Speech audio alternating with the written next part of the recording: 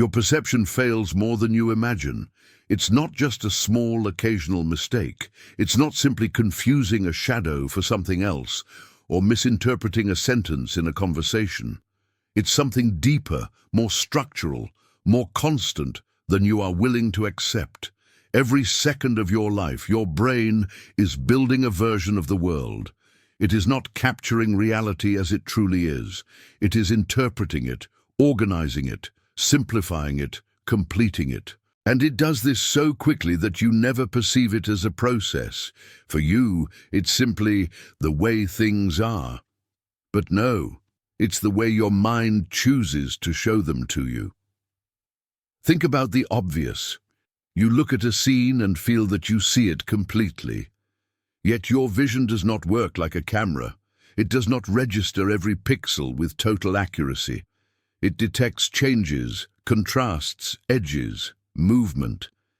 Then, with those pieces, your brain assembles a coherent image. If data is missing, it fills it in. If there is too much, it discards it, and it does all of this without asking for your permission. Your eyes have real blind spots, areas where there is literally no visual information, and yet you do not see holes in your field of vision. Why? Because your brain fills them in automatically. The stability you feel does not come from reality, it comes from the system that reconstructs it. But this is only the beginning.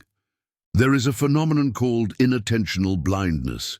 When your attention is focused on one task, you may fail to see something enormous happening right in front of you. Not because you are careless, but because your brain prioritizes. Attention is a narrow doorway. What does not pass through that doorway does not exist in your experience. There is also change blindness.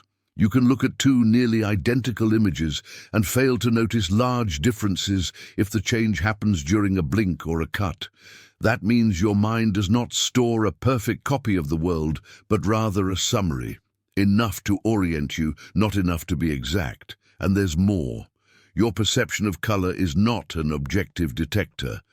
The brain adjusts colors depending on the surrounding light. This is called color constancy. Because of that adjustment, a sheet of paper appears white under yellow light or blue light.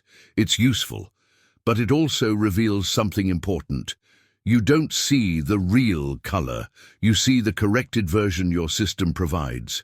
Your perception is not a mirror, it is an edit. The same happens with sound. Right now, there are noises your mind has chosen to ignore. A constant hum, the friction of your clothes, a distant vibration, the air moving in and out of your nose. If you shift your attention, they appear. If you don't, they vanish. Not because the world changes, but because your filter changes. In conversation, your brain also completes information. If someone speaks with background noise, you don't hear every syllable. You hear enough, and your brain fills in the rest through prediction. That's why sometimes you hear a word that was never spoken. That's why an ambiguous message can become clear in your mind, even if it wasn't actually clear. Your perception does not show the complete reality. It shows what your system considers useful, and useful does not always mean true. Here is an unsettling idea. Your brain does not wait for all the data before acting. It predicts, it anticipates, it calculates. If a ball is coming toward you, you don't react when it hits you. You react before. The brain projects trajectories, estimates speed, prepares muscles. We live with predictions all the time, and we almost never notice them. Socially, something similar happens. Before someone finishes a sentence, you are already forming an interpretation. Before a gesture is complete, you've assigned intention. A pause becomes disinterest. A neutral tone becomes coldness. A silence becomes threat. Your mind rushes ahead to give you a quick story. And here is the problem. Sometimes the story arrives before the facts. Your mind decides before you think you have decided. Research shows something disturbing. In certain simple tasks, brain activity that precedes an action can appear before the person reports consciously deciding. In other words, the system initiates movement, and afterward comes the experience of "I decided." That doesn't mean you have no will. It means your consciousness is not always the first spark of what you do. Sometimes it is the narrator that arrives afterward, organizing what has already happened. Your body already reacted. Your brain already started, and then the inner sentence appears, "I chose." That sense of control may, in part, be another interpretation. Now think about attention. Your mind receives a flood of stimuli, but only a few reach awareness. The rest are processed silently or discarded. That's why you can not see something right in front of you. That's why you can forget a word the moment you need it. That's why you can travel somewhere and later not remember parts of the journey. The brain automates what is familiar to save energy. You see less than you think you see, and yet you feel certain. Your emotional state also alters what you perceive. When you are anxious, the world seems more threatening, faces look more serious, ambiguous signals become negative. When you are sad, everything seems slower and heavier. When you are euphoric, risks feel smaller. The environment did not change, your lens did. Emotion is not an addition, it is a modulator of meaning. Expectations do the same. If you expect something to go wrong, you will notice more signs of failure. If you expect rejection, you will interpret neutrality as rejection. If you believe someone is deceiving you, any detail becomes proof. Your brain, seeking coherence, selects evidence that supports the story it already began writing. This resembles confirmation bias. We tend to see and remember what confirms what we already believe. It's not a moral flaw, it's an automatic tendency. But when it operates silently, it distorts your reality.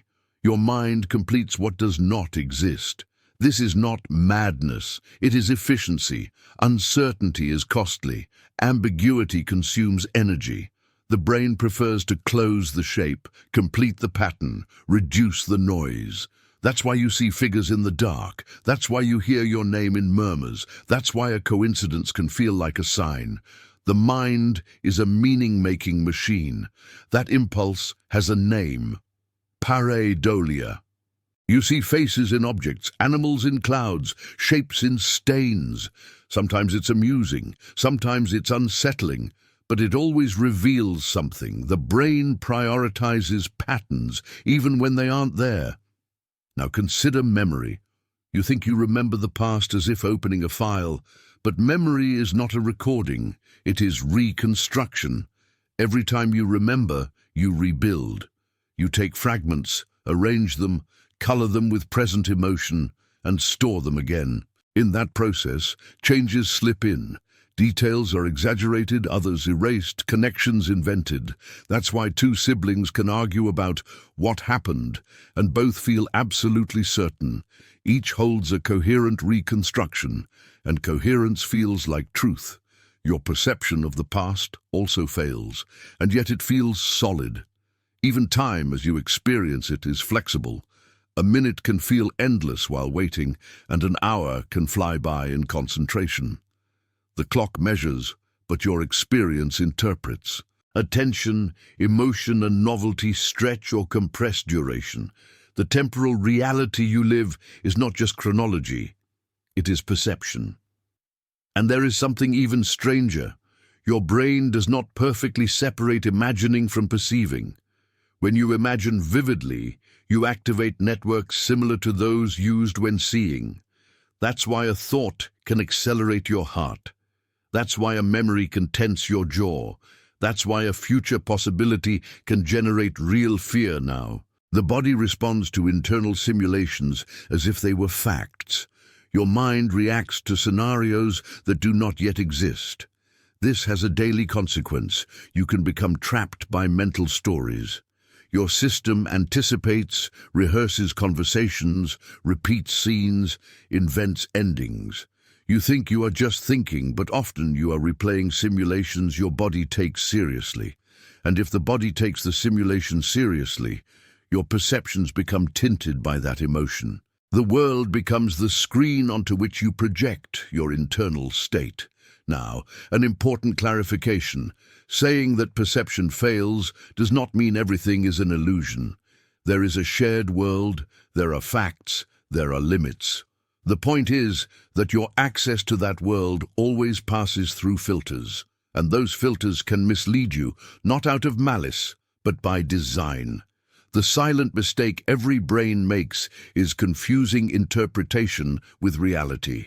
Two people can see the same scene and live different realities, not because one is stupid and the other smart, but because each brings a different history of expectations, fears, and priorities. What is danger to one is irrelevant detail to another. What is proof to one is noise to another. Nothing you see is completely neutral. Your mental categories also deform perception. When you label something, you stop looking. This is like that. That person is this way. I am this kind of person. Labels save energy, but they cut away nuance. The real world is continuous. Your mind divides it into boxes and then convinces you the boxes are reality. Moreover, your brain hates dissonance. When something contradicts your internal story, you feel discomfort. Instead of revising the story, you often revise perception. You minimize, justify, reinterpret. That's how identity protects itself. That's how narrative protects itself. The mind filters more than you imagine, and here is the powerful part. If your perception is a construction, then it can be adjusted, not controlled completely, but made visible. Because what you do not see controls you more effectively. Next time you feel immediate certainty, pause. Ask yourself, is this a fact or an interpretation? What real evidence do I have? What emotion am I feeling while thinking this? What part of the scene might I be ignoring? That pause is an act of freedom. Between stimulus and response, there is space. In that space, you can choose not to feed the first story that appears. You can observe a little longer. You can tolerate uncertainty for a few seconds. You can allow the world to be more complex than your first conclusion. This does not make you cold, it makes you precise. You can also train attention. Notice sounds you normally ignore. Feel your body before reacting. Observe how perceptions shift when you change focus. Attention is like a flashlight. It doesn't illuminate everything. It illuminates what it chooses, and what it illuminates becomes your reality. Change the flashlight, and you change the world you experience. Your perception fails more than you imagine, but it can also become more refined than you think, not to reach a perfect truth, but to reduce unnecessary distortions, to stop fighting ghosts, to notice when fear is speaking in your name, to detect when your mind completed a pattern without evidence. There is a voice in your head, and it is not always you. Sometimes it is habit, sometimes memory, sometimes defense, sometimes an old script repeating itself. And when that script activates, your perception aligns to confirm it. But if you observe it, it weakens.